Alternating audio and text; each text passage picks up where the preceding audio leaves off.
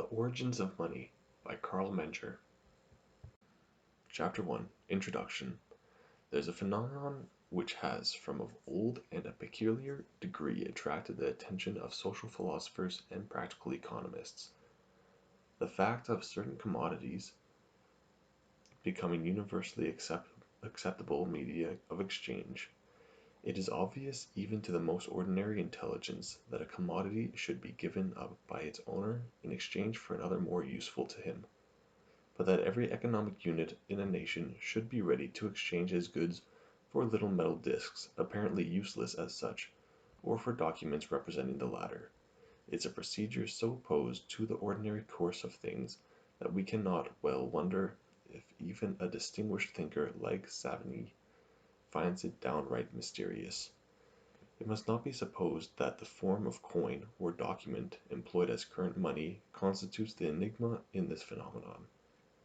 We may look away from these forms and go back to earlier stages of economic development, or indeed to what still obtains in countries here and there, where we find the precious metals in an uncoined state serving as the medium of exchange, and even certain other commodities, cattle skins, cubes of tea, slabs of salt, cowrie shells, etc.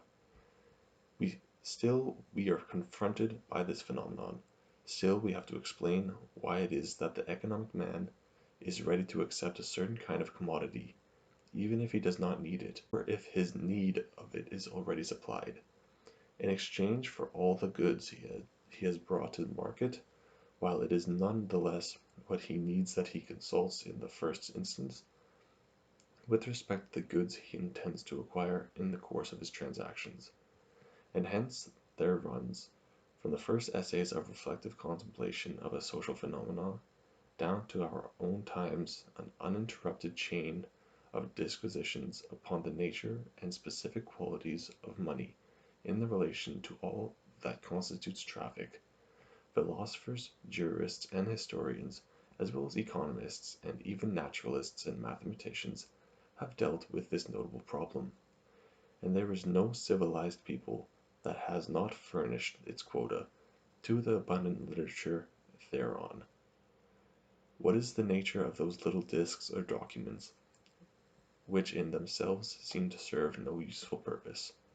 and which nevertheless, in contradiction to the rest of experience, pass from one hand to another in exchange for the most useful commodities, nay, for which every one is so eagerly bent on surrendering his wares, is money, an organic member in the world of commodities? Or is it an economic anomaly? Are we to refer its commercial currency and its value in trade to the same causes conditioning those of other goods, or are they distinct product of convention and authority? Chapter 2 Attempts at Solution Hitherto.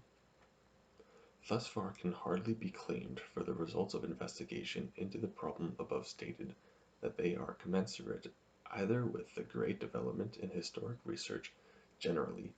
or with the outlay of time and intellect expended in efforts at solution. The enigmatic phenomenon of money is even at this day without an explanation that satisfies, nor is there yet agreement on the most fundamental questions of its nature and functions. Even at this day we have no satisfactory theory of money. The idea which lay first to hand for an explanation of the specific function of money as a universal current medium of exchange was to refer to a general convention or a legal dispensation. The problem which science has here to solve consists in giving an explanation of a general homogeneous course of action pursued by human beings when engaged in traffic, which, taken concretely, makes unquestionably for the common interest, and yet which seems to conflict with the nearest and immediate interests of contracting individuals. Under such circumstances, what could lie more contiguous than the notion of referring the foregoing procedure to causes lying outside the sphere of individual considerations? To assume that certain commodities, the precious metals in particular, had been exalted into the medium of exchange by general convention or law, in the interest of commonweal, solved the difficulty, and solved it apparently the more easily and naturally, inasmuch as the shape of the coin seemed to be a token of state regulation. Such in fact is the opinion of Plato, Aristotle, and the Roman jurists, closely followed by the medieval writers. Even the more modern developments in the theory of money have not in substance got beyond this standpoint.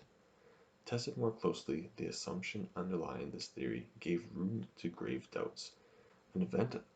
of such high and universal significance and of notoriety so inevitable as the establishment by law or convention of a universal medium of exchange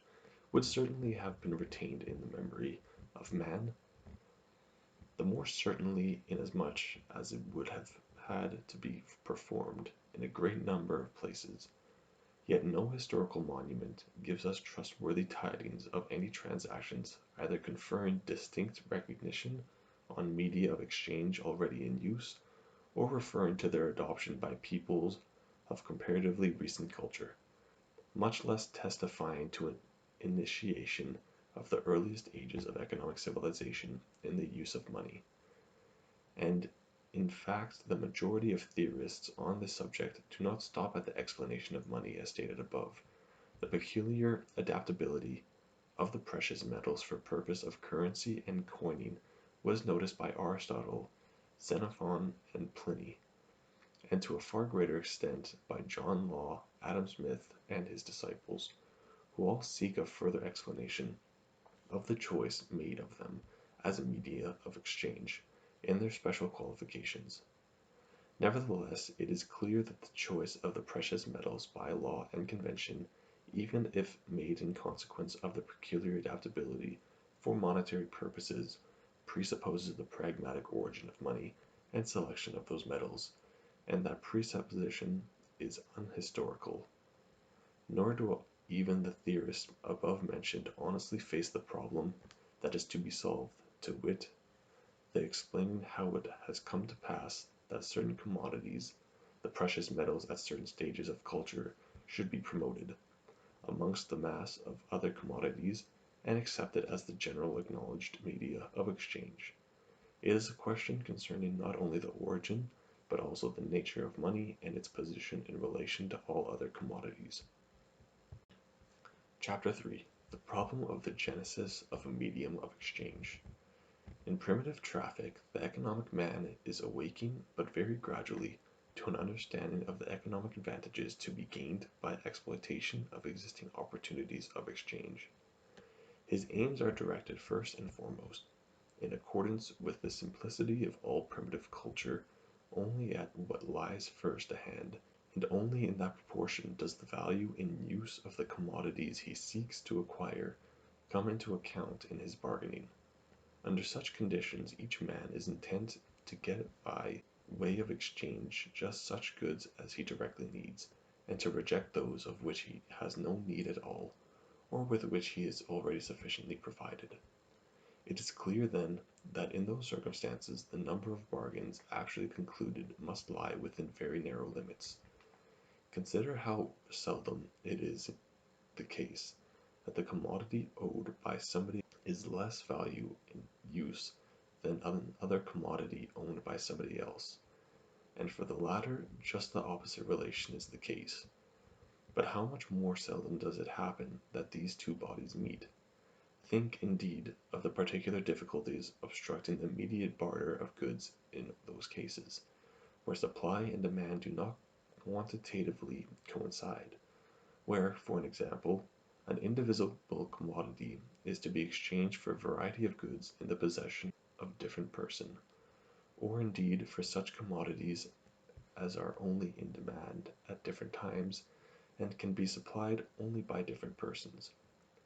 Even in the relatively simple and so often recurrent case where an economic unit A requires a commodity possessed by B, and B requires one possessed by C, while C wants one that is owned by A. Even here, under a rule of mere barter, the exchange of the goods in question would as a rule be of necessity left undone. These difficulties would have proved absolutely insurmountable obstacles to the progress of traffic, and at the same time to the production of goods not commanding a regular sale, had there not lain a remedy in the very nature of things, to wit, the different degrees of saleableness of commodities. The difference existing in this respect between the article of commerce is of the highest degree of significance for the theory of money, and of the market in general, and the failure to turn it adequately to account in explaining the phenomena of trade constitutes not only as such a lamentable breach in our science, but also one of the essential causes of the backward state of monetary theory. The theory of money necessarily presupposes a theory of the salableness of goods. If we grasp this, we shall be able to understand how the almost unlimited salableness of money is only a special case, presenting only a difference of degree of a generic phenomenon of economic life, namely the difference in the salableness of commodities in general. Chapter 4. Commodities as more or less saleable. It is an error in economics as prevalent as it is patent that all commodities at a definite point of time and in a given market may be assumed to stand to each other in a definite relation of exchange. In other words, may be mutually exchanged in definite quantities at will. It is not true that in any given market 10 hundredweight of one article equals 2 hundredweight of another, which equals 3 pounds of a third article, and so on. The most cursory observation of market phenomena teaches us that it does not lie within our power, when we have bought an article for a certain price, to sell it again forthwith at the same price. If we but try to dispose of an article of clothing, a book, or a work of art which we have just purchased, in the same market, even though it be all once before the same juncture of conditions has altered, we shall easily convince ourselves that the fallaciousness of such an assumption, the price at which any one can at pleasure buy a commodity at a given market and at a given point of time, and the price at which he can dispose of the same at pleasure, are two essentially different magnitudes. This holds good of wholesale as well as retail prices. Even such marketable goods as corn, cotton, pig iron cannot be voluntarily disposed of for the price at which we have purchased them. Commerce and speculation would be the simplest things in the world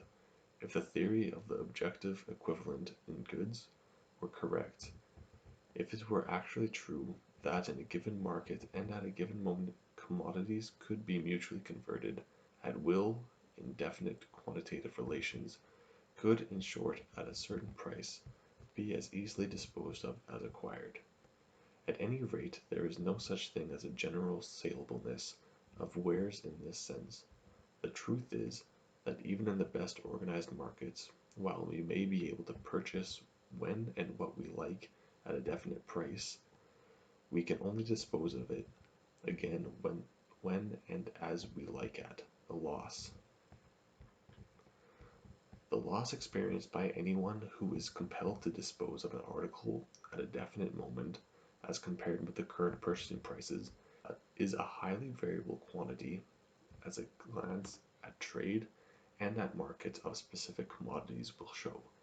If corn or cotton is to be disposed of at an organized market, the seller will be in a position to do so in practically any quantity at any time he pleases, at a current price, or at most with a loss of only a few pence on the total sum. If it be a question of disposing in large quantities of cloth or silk stuffs at will, the seller will regularly have to content himself with a considerable percentage of diminution in the price. Far worse is the case of one who at a certain point of time has to get rid of astronomical instruments, anatomical preparations, Sanskrit writings, and such hardly marketable articles.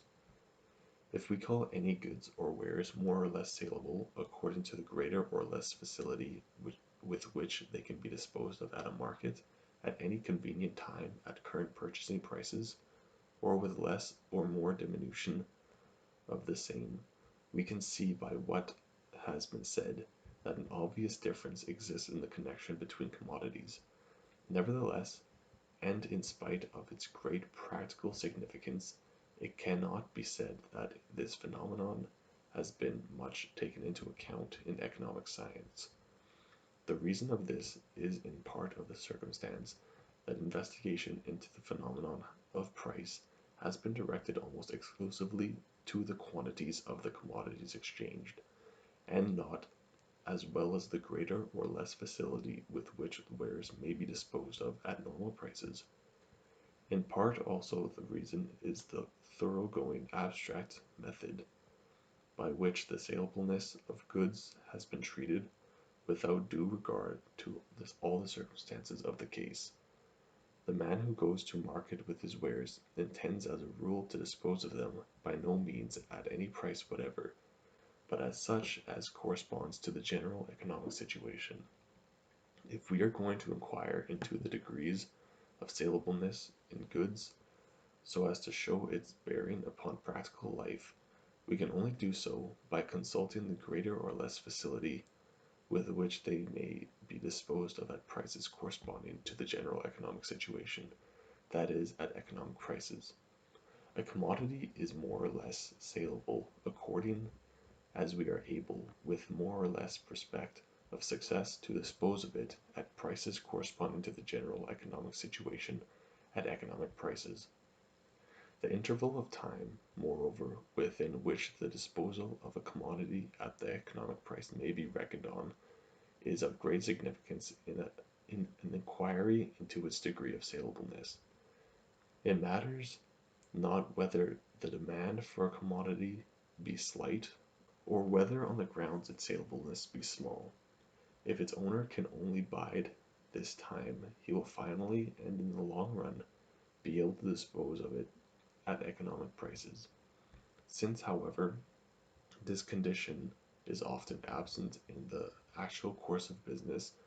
there arises for practical purposes an important difference between those commodities on the one hand, which we expect to dispose of at any given time at economic or at least approximately economic prices, and such goods on the other hand, respecting which we have no such prospect, or at least not in the same degree, and to dispose of which at economic prices the owner foresees it will be necessary to wait for a longer or shorter period, or else to put up with a more or less sensible abatement in the price. Again, account must be taken of the quantitative factor in the salableness of commodities. Some commodities, in consequence of development of markets and speculation, are able at any time to find a sale in practically any quantity at approximately economic prices. Other commodities can only find a sale at economic prices in smaller quantities,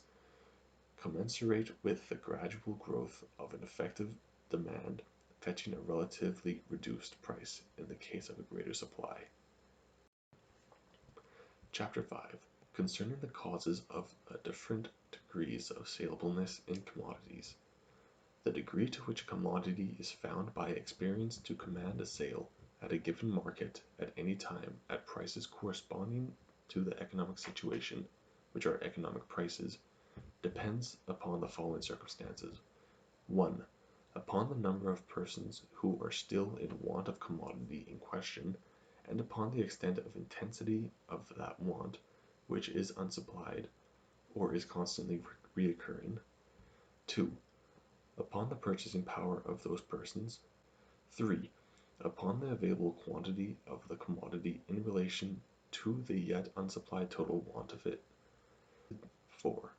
Upon the divisibility of the commodity and any other ways in which it may be adjusted to the needs of individual consumers. 5. Upon the development of the market and the speculation in particular. And finally, 6. Upon the number and nature of the limitations imposed politically and socially upon exchange and consumption with respect to the commodity in question. We may proceed in the same way in which we considered the degree of the salableness in commodities at definite markets and definite points of time, to set out the spatial, and temporal limits of their salableness. In these respects also, we observe in our markets some commodities the salableness of which is almost unlimited by place or time, and others the sale of which is more or less limited. The spatial limits of the salableness of commodities are mainly conditioned, 1. By the degree to which the want of the commodities is disturbed in space, 2. By the degree to which the goods lend themselves to transport and the cost of transport incurred in proportion to their value, 3. By the extent to which the means of transport and of commerce generally are developed with respect to different classes of commodities, 4. By the local extension of organized markets and their intercommunication by arbitrage, and 5. By the differences in restrictions imposed upon commercial intercommunication with respect to different goods, to interlocal and in particular in international trade. The time limits to the salableness of commodities are mainly conditioned to 1. By permanence in their need of them, their independence of fluctuation in the same, 2. Their durability, which is their suitableness for preservation, 3. The cost of preserving and storing them, 4. The rate of interest, 5. The periodicity of a market for the same, 6. The development of speculation and in particular of time bargains in connection with the same, and 7. The restrictions imposed politically and socially on their being transferred from one period of time to another. All these circumstances, on which depend the different degrees of and the different local and temporal limits to the salableness of commodities, explain why it is that certain commodities can be disposed of with ease and certainty in definite markets, which are within local and temporal limits at any time and practically any quantities, at prices corresponding to the general economic situation, while the salableness of other commodities is confined within narrow spatial and again temporal limits, and even within these the disposal of the commodities in question is difficult, and, in so far as the demand cannot be waited for, is not to be brought about without a more or less sensible diminution in price. Chapter 6. On the Genesis of Media of Exchange. It has long been the subject of universal remark in centers of exchange that for certain commodities there existed a greater, more constant, and more effective demand than for other commodities less desirable in certain respects, the former being such as correspond to a want on the part of those able and willing to traffic, which is at once universal and, by reason of the relative scarcity of the goods in question, always imperfectly satisfied. And further, that the person who wishes to acquire certain definite goods in exchange for his own is in a more favorable position if he brings commodities of this kind to market than if he visits the markets with goods which cannot display such advantages, or at least not in the same degree. Thus equipped, he has the prospect of acquiring such goods as he finally wishes to obtain, not only with greater ease and security, but also by reason of the steadier and more prevailing demand for his own commodities at prices corresponding to the general economic situation, at economic prices. Under these circumstances, when any one has brought goods not highly saleable to market, the idea uppermost in his mind is to exchange them, not for such as he happens to be in need of,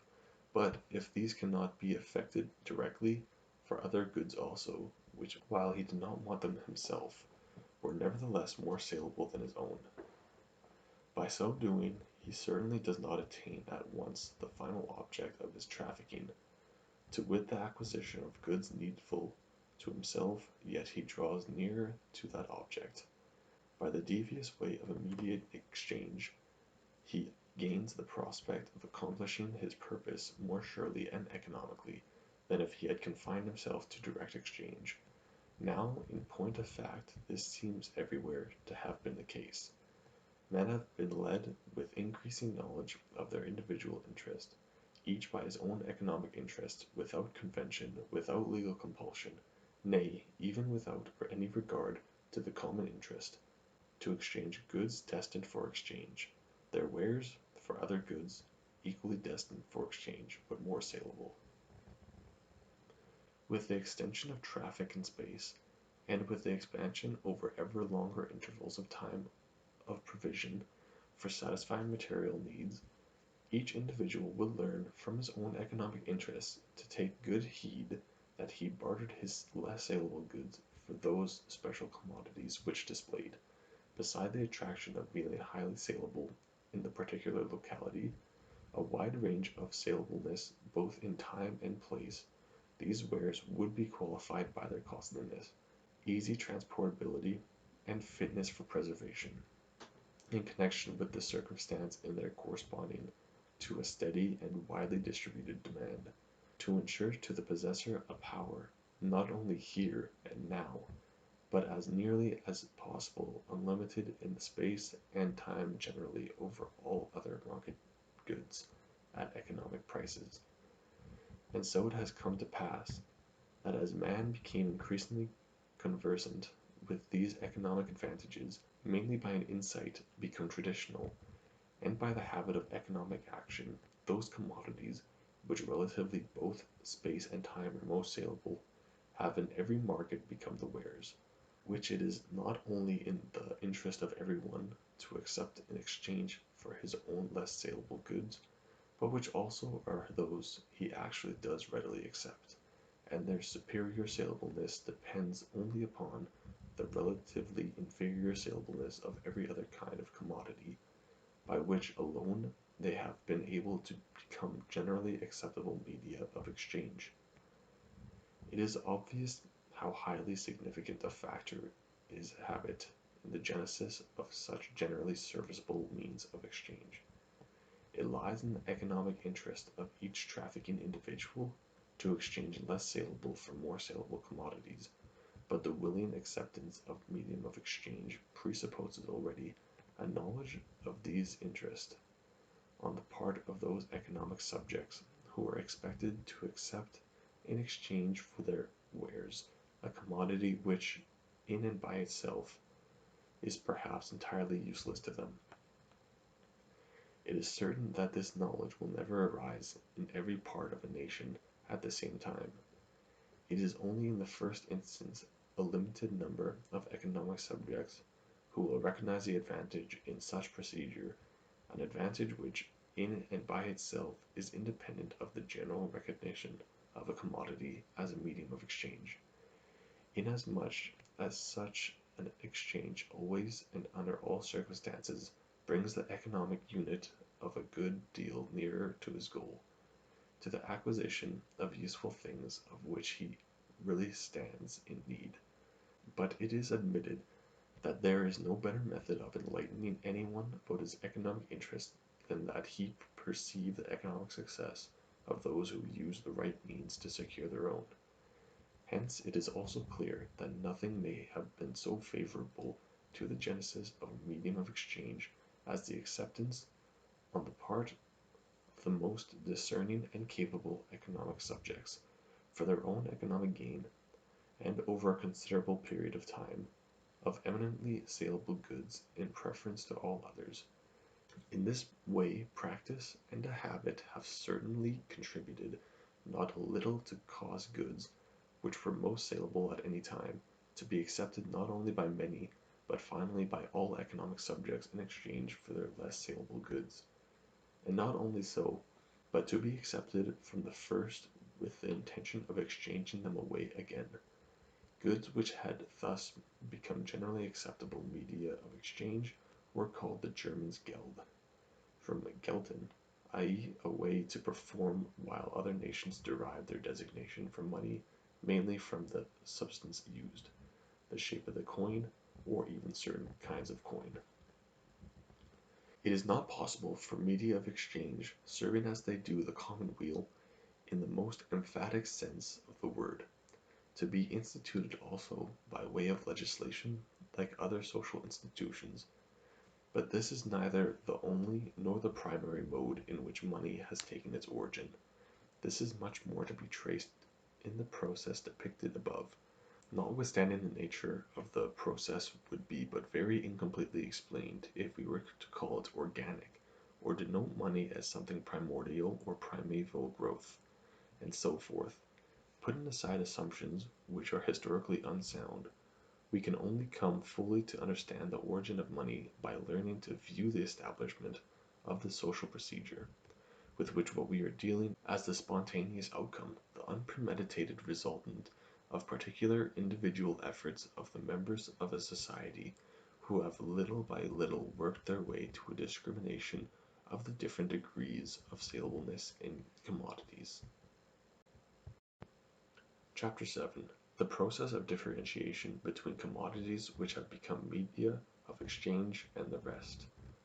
When the relatively most saleable commodities have become money, the great event has in the first place the effect of substantially increasing the originally high salableness. Every economic subject bringing less saleable wares to market to acquire goods of another sort has thenceforth a stronger interest in converting what he has in the first instance into wares which have become money, by the exchange of their less saleable wares for those which as money are most saleable, attain not merely as heretofore a higher probability, but the certainty of being able to acquire forthwith equivalent quantities of every kind of commodity to be had in the market, and their control over these depends simply upon their pleasure and their choice.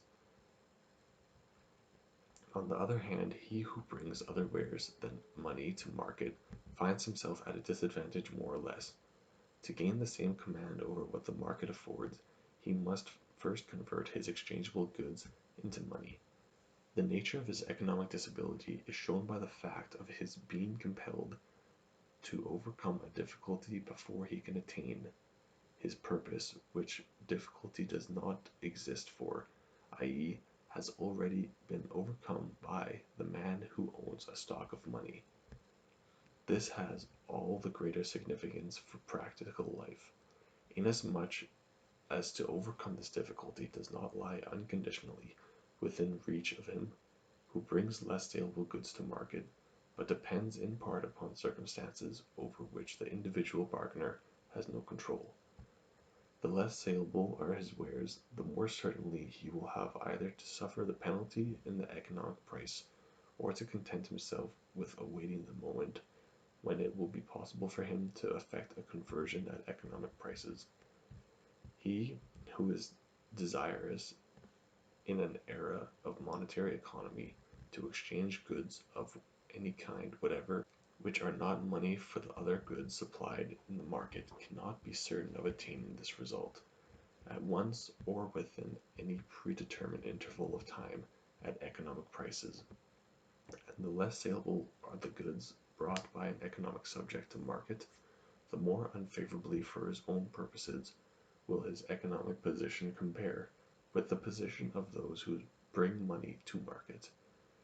Consider, for example, the owner of a stock of surgical instruments who is obliged through sudden distress or through pressure from creditors to convert it into money. The prices which it will fetch will be highly accidental, nay, the goods being of such limited salableness, it will be fairly incalculable, and this holds goods of all kinds of conversions, which in respect of time are compulsory sales. Other is his case who wants at a market to convert the commodity, which has become money, forthwith into other goods supplied at that market. He will accomplish this purpose not only with the certainty, but usually also at a price corresponding to the general situation. Nay, the habit of economic action has made us so sure of being able to procure in return for money at any goods on the market, whenever we wish, at prices corresponding to the economic situation, that we are for the most part unconscious of how many purchases we daily propose to make, which, with respect to our wants and the time of concluding them, are compulsory purchases. Compulsory sales, on the other hand, in consequence with economic disadvantage, which they commonly involve, force themselves upon the attention of the parties implicated in unmistakable fashion. What therefore constitutes the peculiarity of a commodity which has become money is that the possession of it procures for us at any time, which is at any moment we think fit, assured control over the commodity to be had on the market, and this usually at prices adjusted to the economic situation of the moment. The control, on the other hand, conferred by other kinds of commodities over market goods is, in respect of time and in part of price as well as uncertain, relatively if not absolutely. Thus the effect produced by such goods as are relatively most saleable becoming money is an increase in differentiation between their degree of salableness and that of all other goods, and this difference in salableness ceases to be altogether gradual, and must be regarded in a certain aspect as something absolute. The practice of everyday life, as well as jurisprudence, which closely adheres for the most part to the notions prevalent in everyday life, distinguish two categories in the wherewithal of traffic, goods which have become money and goods which have not, and the ground of the distinction we find lies essentially in that difference in the salableness of commodities set forth above. A difference so significant for practical life, and which comes to be further emphasized by intervention of the state. This distinction, moreover, finds expression in language in the difference of meaning attached to money and wares, to purchase and exchange, but it also affords the chief explanation of that superiority of the buyer over the seller, which has found manifold consideration, yet has hitherto been left inadequately explained. Chapter 8. How the precious metals became money.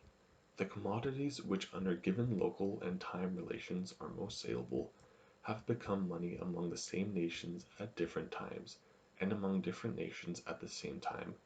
and they are diverse in kind. The same reason why the precious metals have become the generally current medium of exchange among here and there a nation prior to his appearance in history, and in the sequel among all peoples of advanced economic civilization, is because their salableness is far and away superior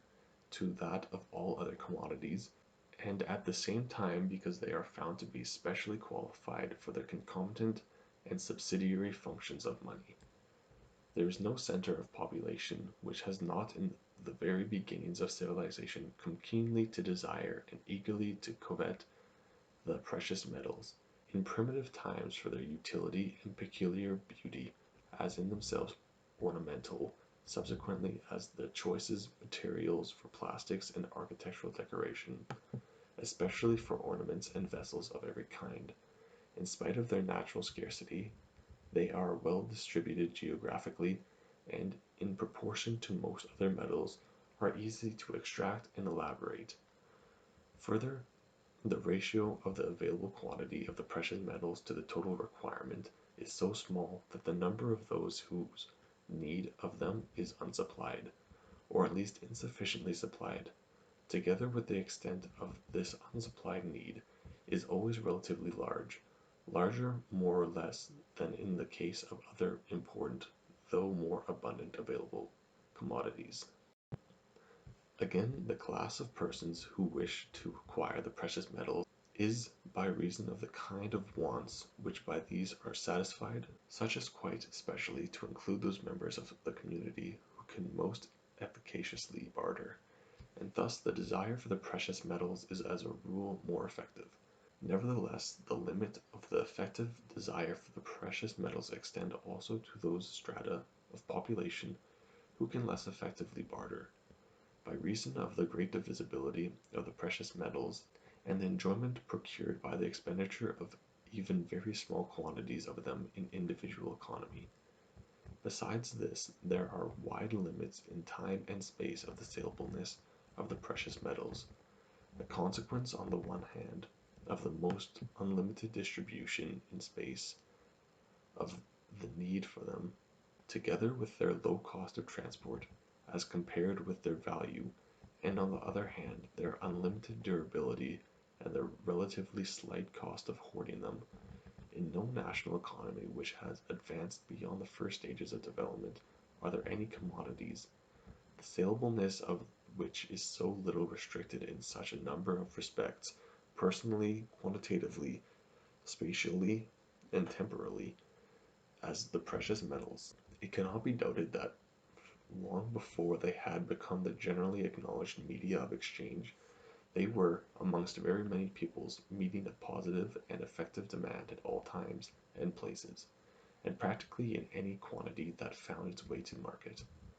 Hence arose a circumstance which necessarily became a special import for their becoming money, and any one under those conditions, having any precious metals at his disposal, there was not only the reasonable prospect of his being able to convert them in all markets at any time and practically in all quantities, but also, and this is after all the criterion of salableness, this prospect of converting them at prices corresponding at any time to the general economic situation, at economic prices. The proportionately strong, persistent, and omnipresent desire on the part of the most effective bargainers has gone farther to exclude prices of the moment of emergency, of accident, in the case of the precious metals, than in the case of any other goods whatever, especially since these, by reason of their costliness, durability, and easy preservation, had become the most popular vehicle for hoarding as well as the goods most highly favored in commerce. Under such circumstances it became the leading idea in the minds of the more intelligent bargainers, and then, as the situation came to be more generally understood, in the mind of every one, that the stock of goods destined to be exchanged for other goods must in the first instance be laid out in precious metals, or must be converted into them, or had already supplied his wants in that direction. But in and by this function the precious metals are already constituted generally current media of exchange. In other words, they hereby function as commodities for which every one seeks to exchange his market goods, not as a rule in order to consumption, but entirely because of their special salableness in the intention of exchanging them subsequently for other goods directly profitable to him. No accident nor consequence of state of compulsion, nor voluntary convention of trades affected this. It was just apprehended of their individual self-interest which brought it to pass that all more economically advanced nations accepted the precious metals as money as soon as a sufficient supply of them had been collected and introduced into commerce. The advance from less to more costly money stuffs depends upon analogous causes. This development was materially helped forward by the ratio of exchange between the precious metals and other commodities undergoing smaller fluctuations, more or less than that existing between most other goods, a stability which is due to the peculiar circumstances attending the production, consumption, and exchange of the precious metals, and is thus connected with the so-called intrinsic grounds determining their exchange value. It constitutes yet another reason why each man, in the first instance, which is till he invests in goods directly useful to him, should lay in his available exchange stock in precious metals, or convert it into the latter. Moreover, the homogeneity of precious metals and the consequent facility with which they can serve as res fungibles in relation of obligation have led to forms of contract by which traffic has been rendered more easy. This too has materially promoted the salableness of precious metals, and thereby their adoption as money. Finally, the precious metals, in consequence of the peculiarity of their color, their ring, and partly also their specific gravity, are with some practice not difficult to recognize, and through their taking a durable stamp can be easily controlled as to quality and weight. This too has materially contributed to raise their salableness and to forward the adoption and diffusion of them as money. Chapter 9. Influence of the Sovereign Power. Money has not been generated by law. In its origin it is a social and not a state institution. Sanctioned by the authority of the state is a notion alien to it. On the other hand, however, by state recognition and state regulation, This social institution of money has been perfected and adjusted to the manifold of varying needs of an evolving commerce, just as customary rights have been perfected and adjusted by statute law. Treated originally by weight, like other commodities, the precious metals have by degrees attained as coins a shape by which their intrinsically high salableness has experienced a material increase. The fixing of a coinage so as to include all grades of value, and the establishment and maintenance of coined pieces so as to win public confidence and as far as possible to forestall risk concerning their genuineness, weight, and fineness, and above all the ensuring their circulation in general, have been everywhere recognized as important functions of state administration. The difficulties experienced in the commerce and modes of payment in any country, from the competing action of the several commodities serving as currency, and further the circumstance that concurrent standards induce a manifold insecurity in trade, and render necessary various conversions of the circulating media, have led to the legal recognition of certain commodities as money, and where more than one commodity has been acquiesced in or admitted as the legal form of payment, law or some system of appraisement has fixed a definite ratio of value amongst them. All these measures, nevertheless, have not first made money the precious metals, but have only perfected them in their function as money.